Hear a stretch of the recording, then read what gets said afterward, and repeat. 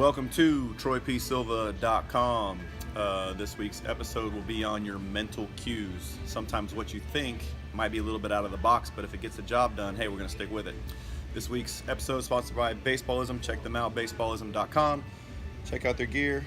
Hopefully, hitters, you don't have too many of these this year, but we need to work on that if you do. So the mental cues in hitting specifically is what I want to discuss today. The mental cues are important individually for you to figure out on your own. What I'm trying to say with the mental cues is sometimes what you think as a hitter isn't necessarily what you do as a hitter. And I can give you some examples. So some hitters that I know think about staying on top half of the ball and going downhill to the ball, and then you watch them swing in a game and they don't do it. Some hitters have some outrageous on deck routines and some things that they do on deck to get them to focus on whatever it is they're trying to focus on. So these cues that you have in your brain might not necessarily be correct as far as what happens, but if they work for you, I want you to stick with it and do it. Another one, for example, is some hitters think, hey, let the ball travel, let the ball get deep, let the ball get to me, which it works, but letting the ball travel and letting the ball get deep means it's getting too deep. So do they really hit it back behind them? Probably not. They're probably getting their contact point out in front where it needs to be, but the idea is what works for them mentally sticks with them and they work on it. So whatever it is your mental cue is, there's no right or wrong on this, and just go watch any big league game and watch the on deck hitters and you'll be like, oh my goodness, what the heck are they doing? It works for them.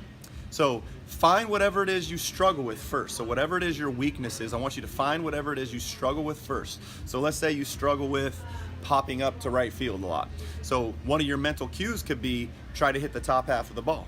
Even though we don't want to hit ground balls and get ourselves out that way and create another problem, a mental cue of trying to hit the top half of the ball might totally fix you popping up to right field. The contact point one, like we talked about, the contact point cue is a big one that I work on with hitters these days. And what I mean by the contact point cue is you got to think out front, or maybe you think let the ball travel, depending on your personal strengths and weaknesses. So if you're a hitter that has a tendency to let the ball get too deep on you, and you hit a lot of jam shots up the middle, or you hit a lot of balls to right field, you foul a lot of balls off to the right side, your mental cue might think hit it way out in front. You might think try to get the ball like way out in front, even though that might not be the case as far as what's happening.